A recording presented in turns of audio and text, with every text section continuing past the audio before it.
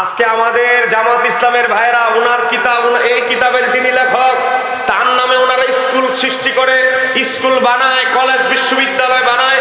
তার নাম হচ্ছে ইবনে তাইমিয়া। ইবনে তাইমিয়ার নামে স্কুল, ইবনে তাইমিয়ার নামে বাবারে কলেজ, ইবনে তাইমিয়ার নামে ফাউন্ডেশন। সে ইবনে তাইমিয়া 32 খণ্ডে একটা ফতোয়ার কিতাব লিখেছে, নাম হচ্ছে মাজমাউল ফাতাওয়া। এই কিতাবের 19 নম্বর খণ্ড আমার হাতে দেখতে পাচ্ছেন। সিরাজনগর দরবার শরীফে আমাদের বড় হুজুর দরবার শরীফের বড় সাহেবজাদা হুজুরের কক্ষের দোতলায় আপনারা যাবেন, সেখানে পাবেন।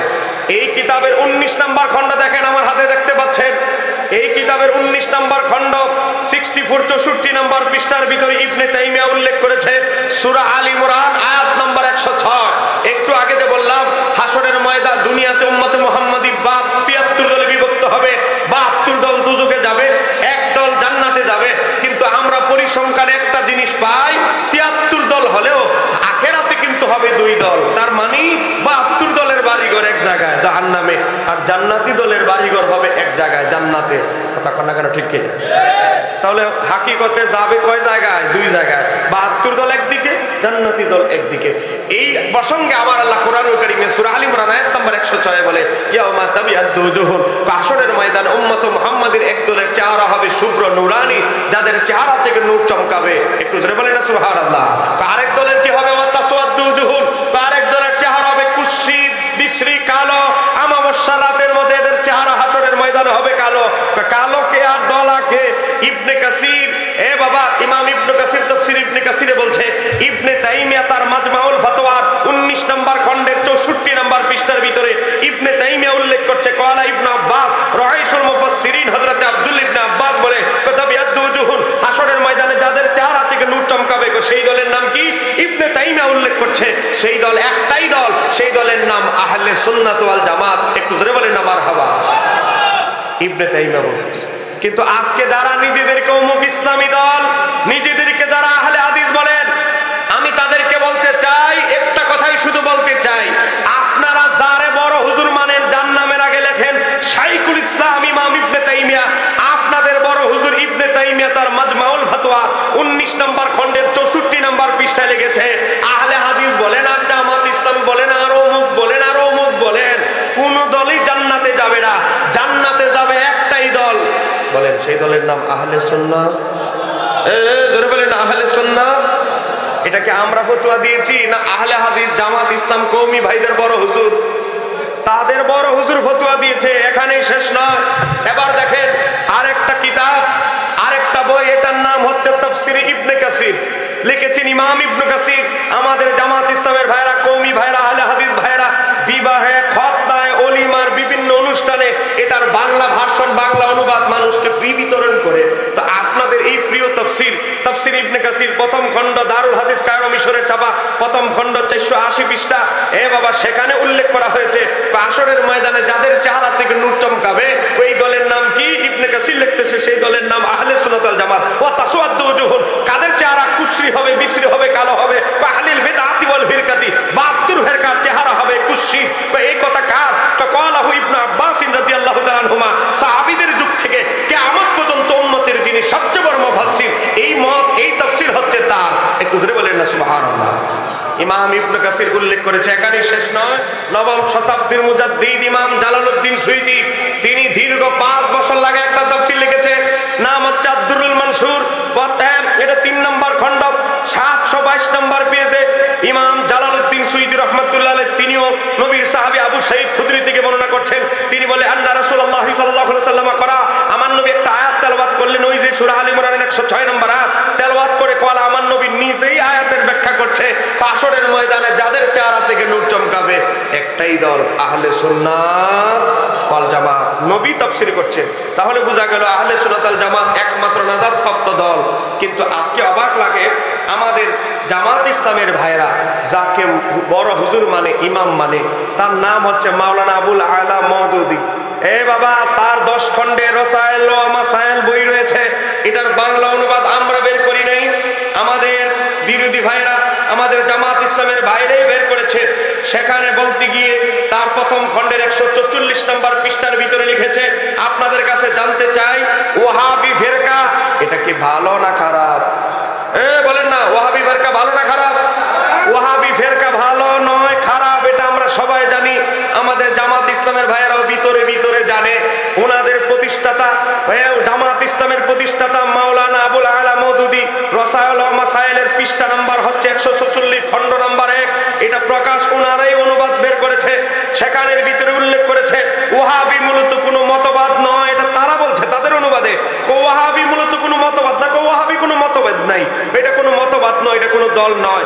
হ্যাঁ, এরপরে তারপরে বলছে কেবলমাত্র বিদ্বেষের বশীভূত হয়ে এই লোকদের এই নাম দেওয়া হয়েছে, হিংসা বিদ্বেষ করে আসলে এই ওয়াহাবি মতবাদের নামকরণ করা হয়েছে। আসলে ওয়াহাবি মতবাদ নামে কোনো মতবাদ নাই, এটা কোনো মতবাদ নয়। একটু জোরে বলেন নাউজুবিল্লাহ। বাবা, ওয়াহাবি মতবাদের মতো এত ঘৃণিত একটা মতবাদকে মানুষের কাছে এত ছোট করে তুলে ধরেছেন, এটা কোনো মতবাদ নয়, এটা হলো সুন্নিরা বিদ্বেষ করে ওয়াহাবি মতবাদের প্রতি বিদ্বেষ পোষণ করে ওয়াহাবি মতবাদ নাম দিয়ে চালিয়ে দিয়েছে। যারা আজকে যেই জামাত ইসলামের প্রতিষ্ঠাতা তিনি যেখানে ওয়াহাবি মতবাদের দালালি করেন আর ওনার অনুসারীরা উল্টা করবে, তার কোনো সম্ভাবনা আছে? বলেন না, তার কোনো সম্ভাবনা আছে? তার কোনো সম্ভাবনা নেই।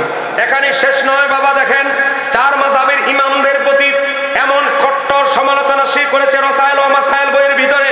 তার বইয়ের 145 নম্বর পৃষ্ঠার ভিতরে 145 নম্বর পৃষ্ঠার ভিতরে হানাফি মাযহাবের নামে অনেক টিটকারি তুচ্ছ তাচ্ছিল্য করা হয়েছে। এখন আপনাদেরকে আমি দেখাচ্ছি তাদের অনুবাদিত বইয়ের 145 পৃষ্ঠা। দেখেন কি বলেছে। দেখেন হানাফি মাযহাব নিয়ে টিটকারি করে বলতেছে, হানাফি মাযহাবের কারণে তর্ক বিতর্কে হানাফি মাযহাব করার কারণে মানুষের ভিতরে ফেরকাবাজি সৃষ্টি হয়েছে। একটু ধরে বলেন না নাউজুবিল্লাহ। বলেন হানাফি মাযহাব কি মানুষের মাঝে ফেরকাবাজি সৃষ্টি করে? আজকে তারা এই মওদুদি সাহেব তার বইয়ের 142 পৃষ্ঠা লিখতেছে হানাফি মাযহাব এগুলো প্রতিষ্ঠা হয়ে মাযহাব প্রতিষ্ঠা হয়ে মানুষের মাঝে ফেরকাবাজি, গুতাগুতি, ঝগড়া, দল উপদল সৃষ্টি করছে। এখানে শেষ নয়, তারপরে দেখেন তারপরে 143 পৃষ্ঠার ভিতরে প্রথম লাইনে দেখেন 143 পৃষ্ঠা প্রথম লাইনের ভিতরে লিখতেছে, দেখেন কি লিখতেছে, কই কি আমার মতে আলেমী দিন লোকদের সরাসরি কোরআন সুন্নাহ থেকে বিশুদ্ধ জ্ঞান হাসিল করতে হবে, কোনো মাযহাবের অনুসরণ করার কোনো ভিত্তি নাই। বাবা, পৃথিবীতে কোন মুস্তাহিদ আরেকজন মুস্তাহিদকে অনুসরণ করবে না। তো সারা পৃথিবীতে এখন নিজে মুস্তাহিদ নিজে কোরআন সুন্নাহ থেকে মাসালা বের করতে পারে এমন আলেমের সৃষ্টি হয় নাই, এমন আলেম বর্তমানে পৃথিবীতে নাই। তো তাহলে কে মাসাইল বের করবে? অবশ্যই কোনো না কোনো মাযহাবের ইমামের অনুসরণ করতে হবে। কথা বলে না কেন, ঠিক কিনা? বাবা, তারপরে তার খিলাফত ও মুলকিয়াত বইয়ের ভিতরে লিখেছে সাহাবায়ে কেরাম সত্যের মাপকাঠি নয়। বাবা, অথচ কোরআনুল কারীমে আমার আল্লাহ সাহাবায়ে কেরামদের ঈমানের মাপকাঠি বানিয়েছে, আমরা নই। কোরআনুল কারীম সূরা বাকারা আয়াত নাম্বার 13 এর ভিতরে আমার আল্লাহর হাবিব যে ইসলামের দাওয়াত দিয়েছে তার প্রেক্ষাপট তুলে ধরেছেন। ওয়াইদা কিলা লাহুম আমিনু কামা আমানান নাস, আমার নবী যখন কাফের মুশরিক ইহুদিদেরকে বললেন ঈমান আনো কামা আমানান নাস, যেমনি ভাবে আমার সাহাবায়ে কেরাম ঈমান এনেছে, বাবা আমার আল্লাহ ঈমানের মডেল বানিয়েছে সাহাবায়ে কেরামদেরকে। ক্বালু, তখন মুনাফিক ইহুদি নাসারা বলতে লাগলো আনুমিনু কামা আমানাস সুফাহা, আমরা ঈমান আনব নির্বোধদের মতো। নবীর সাহাবীদেরকে কাফের মুশরিকরা নির্বোধ বলতে লাগলো, ইহুদি পণ্ডিতরা নির্বোধ বলতে লাগলো। সাহাবীদের মতো ঈমান আনার কারণে বলে আরে সাহাবীদের মতো ঈমান আনবো, আবু বকর, বেলাল, ওমুক এরা তো নির্বোধ বোকা, তারা ঈমান এনেছে আপনার প্রতি, আমরাও আপনার মতো আপনার প্রতি ঈমান আনবো নাকি? আমরা আপনার সাহাবীদের মতো নির্বোধ নয়। এই ইহুদি নাসারারা বিধর্মীরা যখন নবীর সাহাবীদেরকে নির্বোধ বলল, আমার আল্লাহ সঙ্গে সঙ্গে আয়াত নাযিল করলেন আলা ইন্নাহুম হুমুস সুফাহা, সাবধান সাবধান, আমার সাহাবায়ে কেরাম নির্বোধ নয়, নির্বোধ নয়, ওয়ালাকিন লা ইয়ালামুন, বরং নির্বোধ হচ্ছে হুমুস সুফাহা, বরং নির্বোধ হচ্ছে তোমরা, ওয়ালাকিন লা ইয়ালামুন, কিন্তু তোমরা এটা বুঝতে পারছো না, তোমরা বুঝতে পারছো না যে নির্বোধ আমার সাহাবায়ে কেরাম আবু বকর, ওমর, ওসমান, আলী নয়। তাহলে কি বোঝা গেল? সূরা বাকারা আয়াত নাম্বার 13 থেকে বোঝা গেল আমার আল্লাহ ঈমানের মডেল বানিয়েছেন কামা আমানান নাস, যেমনি ভাবে নবীর সাহাবীরা ঈমান আনে। তা আপনি যদি সাহাবীদেরকে ভুল ত্রুটির ঊর্ধ্বে মনে না করে সাহাবীদের ভুল ত্রুটি খোঁজার দায়িত্ব যদি আপনি নেন, তাহলে ঈমান কিভাবে শুদ্ধ হবে? মনে রাখবেন আমার নবী বলেছে জান্নাতি দলেরা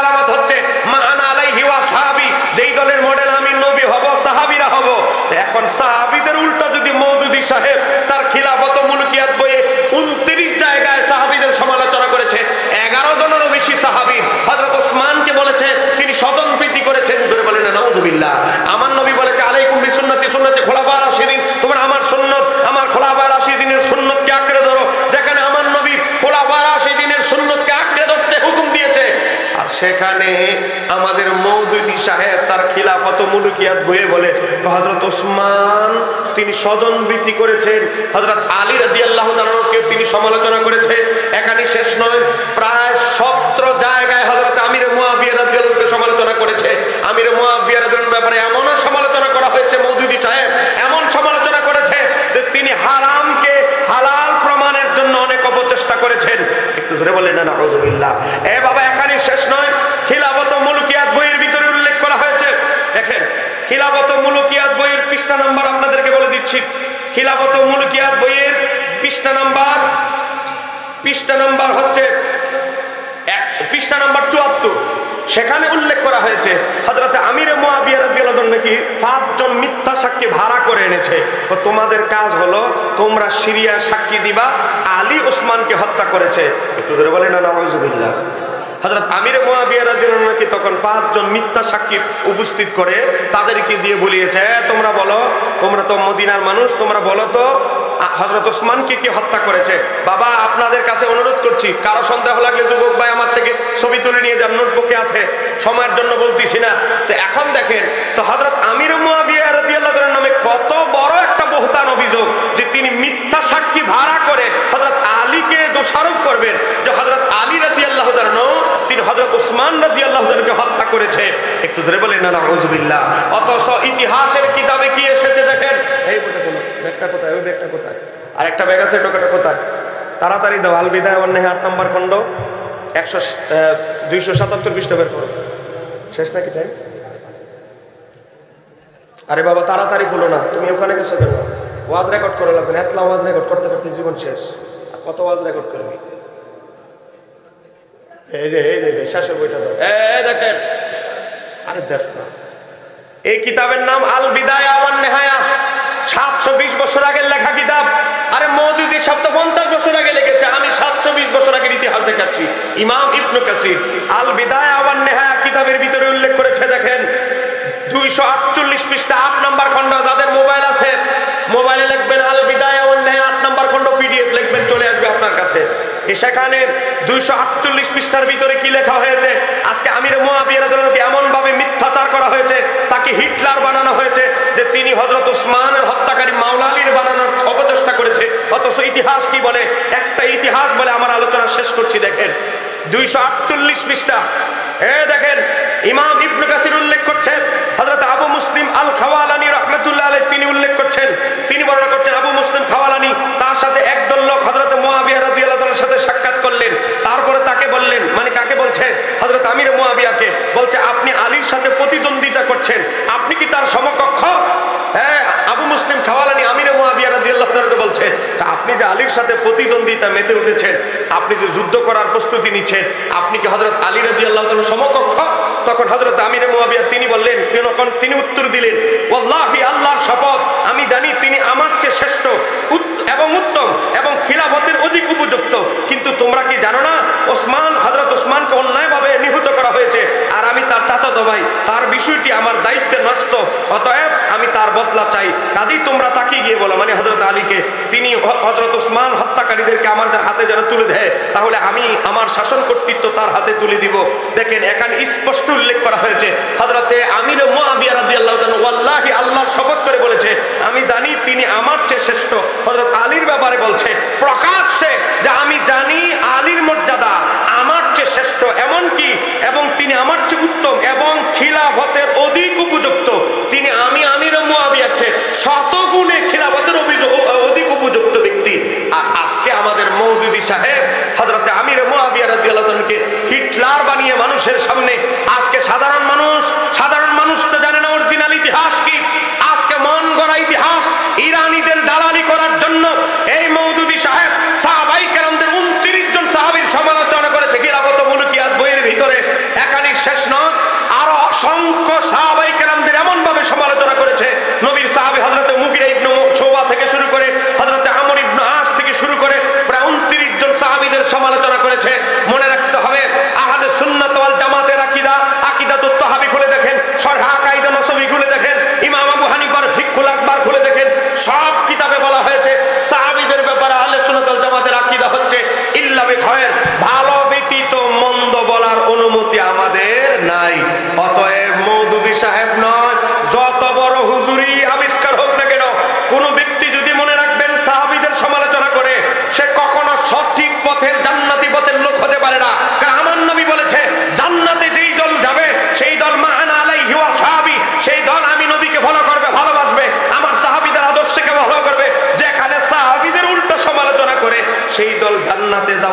সম্ভব না 1%। তাহলে আমাদের ভাইরা আপনাদেরকে অনুরোধ করছি, যা যেই দলের প্রতিষ্ঠাতা ওয়াহাবি মতবাদের দালালি করে সেই দল থেকে কি সুন্নিয়ত, আহলে সুন্নাত ওয়াল জামাত, তরিকত, তাসাউফের কোনো লাভ হতো? তাসাউফপন্থীদের কোনো লাভ হতে পারে? এখানে শেষ না। দেখে যারা আমরা পীর মুরিদি করি তাদের ব্যাপারে বলছি। মওদুদী সাহেব রসায়েল ও মাসায়েল বাংলা অনুবাদ প্রথম খণ্ড 208 পৃষ্ঠার ভিতরে লিখেছে, এলমে বাতেন বলতে কোনো জ্ঞান নাই, এগুলো সব হিন্দুস্তানের ভারতবর্ষের আলেমরা সৃষ্টি করেছে। আচ্ছা আপনারা বলেন, মওদুদী সাহেব যে দাবি করলেন 208 পৃষ্ঠা যে এলমে বাতেন তাসাউফের এই যে শাস্ত্র, এটা নাকি হিন্দুস্তানের আলেমরা আবিষ্কার করেছে। আচ্ছা আপনারা বলেন, হযরতে গাউসুল সকলাইন মহিউদ্দিন আব্দুল কাদের জিলানী তিনি কি ভারতের আলেম না আরবের আলেম? আরবের, বাগদাদের। তাহলে আজকে এই কথা যে বলা হলো বাহাউদ্দিন নকশবন্দি রহমাতুল্লাহ আলাইহি তিনিও আরবের, তিনিও আবার হিন্দুস্তানের বাইরের আলেম। আরে বাবা, পৃথিবীর ইমাম সরওয়ার্দিয়া তরিকার ইমাম, শাহজালিয়া তরিকার ইমাম, পৃথিবীতে যত তাসাউফের বড় বড় ইমাম আছে অধিকাংশই আরব দেশের মানুষ। আজকে যে মওদুদী সাহেব বলছে তিনি এলমে বাতেন, এলমে তাসাউফের জ্ঞানের ব্যাপারে রসায়েল ও মাসায়েল নোট করে নেন, পৃষ্ঠা নাম্বার নোট করে নেন 208 পৃষ্ঠা। তিনি যে বলছে যে এলমে বাতেন নামে যে তাসাউফ পীর মুরিদি যা চলছে এগুলো সব হিন্দুস্তানের আলেমরা বানিয়েছে। আপনারা বলেন এটা কি সত্য না 100% মিথ্যা? বলেন সত্য না 100% মিথ্যা? তাহলে আজকে দেখেন গোটা তাসাউফ তরিকতের জ্ঞানকেই অস্বীকার উড়িয়ে দিলেন।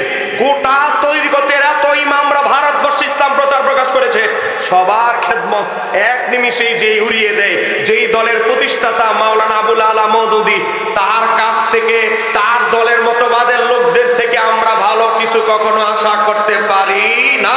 মনে রাখবেন, মওদুদী মতবাদ ভ্রান্ত, এটা আমরা বলছি না। শর্ষিনা মস্তকের সৈয়দ আহমদ বেরেলভীর মস্তক, শর্ষিনা ফুরফুরা মস্তকের সবচেয়ে বড় আলেম ছিল, তার নাম মাওলানা আজিজুর রহমান নাসারাবাদী। তিনিও বই লিখেছে 820টা, জামাত ইসলামের স্বরূপ। এখানে শেষ নয়, দেওবন্দি মস্তকের আলেম মাওলানা শামসুল হক ফরিদপুরি, সৈয়দ আবুল হাসান নদভী, এমনকি হুসাইন আহমদ মাদানী পর্যন্ত এই জামাত ইসলামের প্রতিষ্ঠাতা তার সমস্ত ভ্রান্ত আকীদার উপরে বই লিখেছেন। এখানে শেষ নয়, আমাদের এই দরবারে, সিরাজনগর দরবারে অসংখ্য বার যিনি অতিথি হিসেবে আলোচনা করেছেন আল্লামা হাফেজ অধ্যক্ষ হাফেজ এম এ জলিল রহমতুল্লাহ আলাইহি, তিনিও বাবা সুন্নি বাত্তার কলাম কি কলাম, এমন কোন কলাম বাদ যায় নাই, মওদুদীর ভ্রান্ত মতবাদ তুলে ধরে নাই। কিন্তু আমাদের অনেক বক্তা আলেম এখন তাদের দাওয়াত কমে যাবে বলে, কমিশন বন্ধ হয়ে যাবে, দাওয়াত বন্ধ হবে বলে মওদুদী ভ্রান্ত মতবাদ সম্পর্কে 1 মিনিটও কথা বলে না। জানে কথা বললে হয়তো তার পরের দিনের দাওয়াতটা কমে যেতে পারে, বন্ধ হয়ে যেতে পারে। আরে ভাই, আমার দাওয়াত বন্ধ হয়ে যাক, আমি আগে লেখক ছিলাম, লেখকই থাকবো, কিন্তু আমাদের সত্য বলার সময় এখন হয়েছে। কথা বলে না কেন, ঠিক কি না? ইনশাআল্লাহ আমি রমজানে মওদুদী মতবাদ, মওদুদীর সমস্ত 111টা যে ভ্রান্ত মতবাদ, সময় তো নাই, 2 মিনিটে বলছি, 111টা মওদুদীর ভ্রান্ত আকীদা, এই ভ্রান্ত আকীদাগুলো অরিজিনাল ভাষায় মওদুদী উর্দু ভাষায় লিখেছে, উর্দু ইবারত দেওয়া হবে, নিচে অনুবাদ, আহলে সুন্নাত ওয়াল জামাতের আকাইদের মানদণ্ডে খণ্ডন হবে, মানুষ জানতে পারবে আহলে সুন্নাত ওয়াল জামাত হক না মওদুদী মতবাদ হক। ঠিক কি না? সম্মানিত আমার দিনী ভাইরা, আপনাদের কাছে আমি অনুরোধ করব, এই ফিতনা ফাসাদের যুগে মামলার হুমকি, হামলার হুমকি, যতই হুমকি হোক, আহলে সুন্নাত ওয়াল জামাতের অন্যতম মারকাজ সিরাজনগর দরবার শরীফে আপনারা সম্পৃক্ত আছেন। মনে রাখবেন, সিরাজনগর দরবার শরীফের বর্তমান হুজুর কেবলা তিনি বই লিখেছেন আকাইদা আহলে সুন্নাহ। আকাইদা আহলে সুন্নাহ ভালো করে পড়বেন, সেখানে মওদুদী মতবাদের ভ্রান্ত মতবাদের খণ্ডন, শিয়া মতবাদের ভ্রান্ত মতবাদের খণ্ডন, বাবা আহলে হাদিসদের ভ্রান্ত মতবাদের খণ্ডন, লামাযাবি যারা আজকে আমার আল্লাহকে, যাদের আকীদা মুজাসসিমা আকীদা, আল্লাহর অঙ্গ প্রত্যঙ্গ দেহ সাব্যস্ত করে আরশে সমাসীন মনে করে, তাদের সমস্ত ভ্রান্ত মতবাদ আল্লামা সাহেব কেবলা সিরাজনগরী মাদ্দাজুল্লাহ আলী তার আকাইদা আহলে সুন্নাহ বইয়ের মধ্যে খণ্ডন করে দিয়েছেন। ঠিক কি? আমরা অবস্থা এতই খারাপ, যারা মিডিয়ার মাধ্যমে দেখছেন তাদেরকে অনুরোধ করবো, পরে আপনারা আসলে রত্নকে থাকা অবস্থায় যত্ন নিতে শিখেন নাই। বাবা, হুজুরের বইগুলো আমি এই দরবারের বড় সাহেবজাদাকে সামনে নিয়ে বলছি, হুজুরের বইগুলো অন্তত লাভহীন ভাবে যারা অনলাইন পরিবেশক বই বিক্রি করে তাদেরকে দিয়ে দেওয়া উচিত।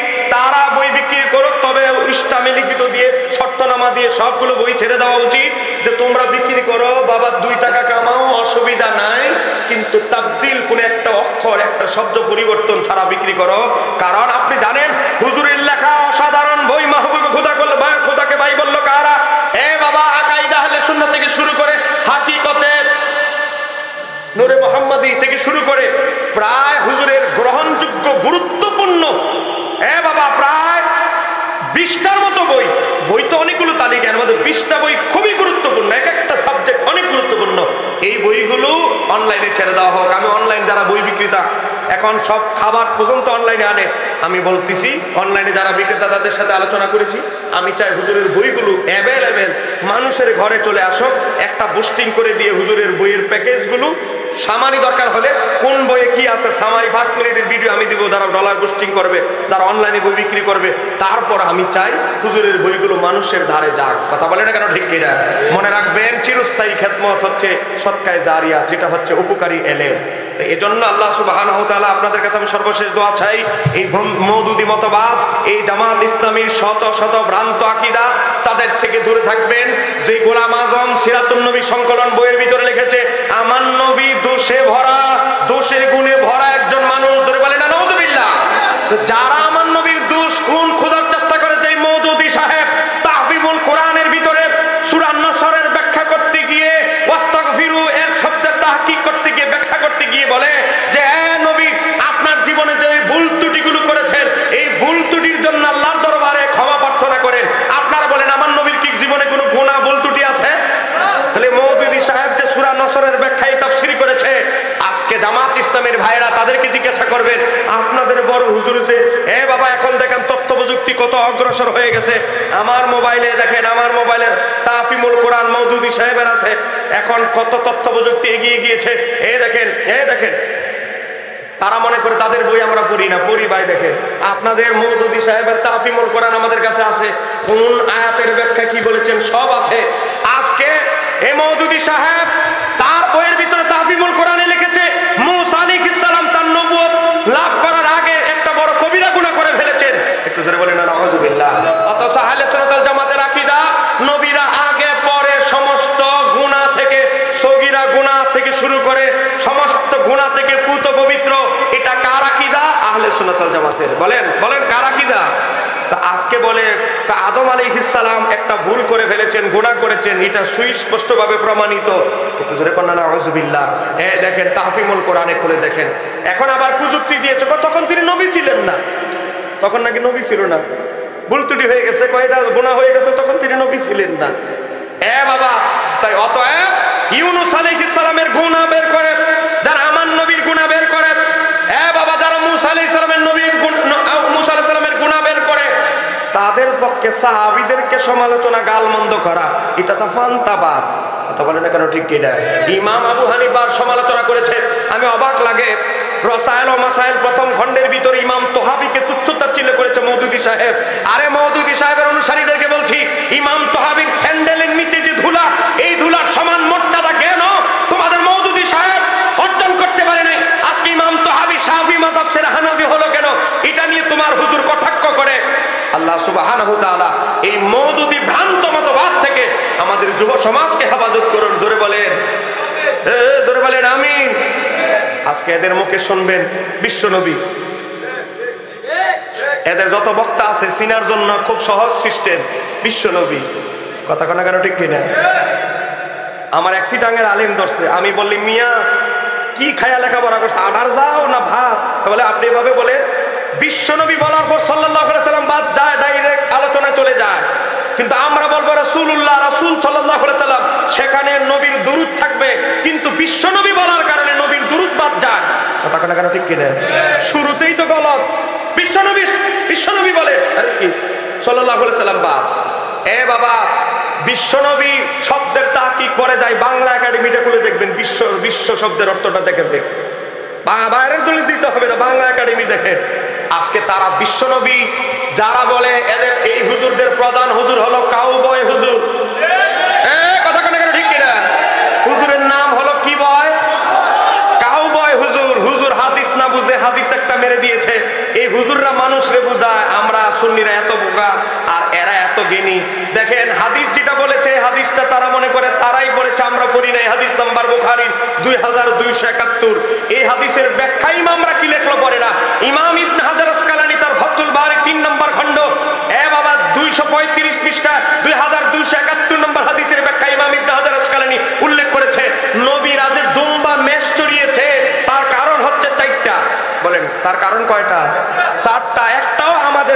কাউবয় হুজুর বলে নাই।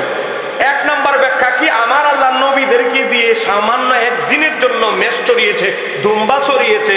এক নাম্বার কারণ হচ্ছে ধৈর্যের পরীক্ষা নেওয়ার জন্য, তারা যেন ধৈর্যের অনুশীলন করতে পারে, তারা যেন সহনশীল হতে পারে, অধিক ধৈর্যশীল হতে পারে। ধৈর্যের পরীক্ষা নেওয়ার জন্য আল্লাহ নবীদেরকে আমার আল্লাহ হুকুম দিয়েছেন একদিনের জন্য হলেও মেষ চড়ানোর জন্য। তার কারণ যারা মেষ চড়ায় বাবা তারা অনেক ধৈর্যশীল হয়। ইমাম ইবনে হাজার আসকালানী উল্লেখ করছে, আমি তার ব্যাখ্যা বলছি। কয় কি, যারা মেষ চড়ায় দেখা 200 মেষ নিয়ে গেল, বাচ্চা একটা চলে যায় এদিকে, বাচ্চার মা যায় একটা এদিকে, একটা আনছে আবার আরেকটা চলে যায় এদিকে, একটা আনছে আবার আরেকটা যায় এদিকে। তো যারা মেষ চড়ায় তারা অনেক ধৈর্যের অধিকারী হয়। তা আমার আল্লাহ নবীদেরকে দিয়ে একদিনের জন্য মেষ চড়িয়েছেন, তার কারণ সামনে তারা নবুয়তের অনেক বড় জিম্মাদারি দায়িত্ব পালন করবে। নবুয়তের দায়িত্ব পালন করতে গিয়ে কাফেররা ঢিল মারবে, ইটপাটকেল মারবে, গালাগালি করবে, 14 গোষ্ঠী তুলে গালি দিবে। সেই সময় যেন ধৈর্যশীল হতে পারে, তারা যেন অনেক ধৈর্য ধারণ করার ক্ষমতা রাখে। এই কারণে আমার আল্লাহ নবীদেরকে দিয়ে একদিনের জন্য হলো সামান্য সময়ের জন্য মেষ চড়িয়েছে। আর এটারাই না গায়ের দেয়া ঘোড়ার মধ্যে লাগা এটারে বানাই দিছে। নবী, আমার নবী ছিলেন রাখাল। একটু জোরে কর, আরেকটু জোরে বলে। অথচ নবীরা যে মেষ চড়িয়েছে এই হুকুমটা কার? বলেন এই হুকুম কার? আল্লাহ হুকুম দিয়েছে। তার কারণ নবীরা যেন ধৈর্যশীল হতে পারে, সহনশীল, ধৈর্যের অধিকারী লাভ করতে পারে। তাদেরকে যখন কাফেররা তুচ্ছ তাচ্ছিল্য করবে, কাফেররা যখন তাদের উপর আক্রমণ করবে, তারা যেন ধৈর্য হারা না হয়। আজকে এইটারে এনে আজকে যারা নবীকে রাখাল কাউবয় প্রমাণের অপচেষ্টা করছে, এদের দলের মূল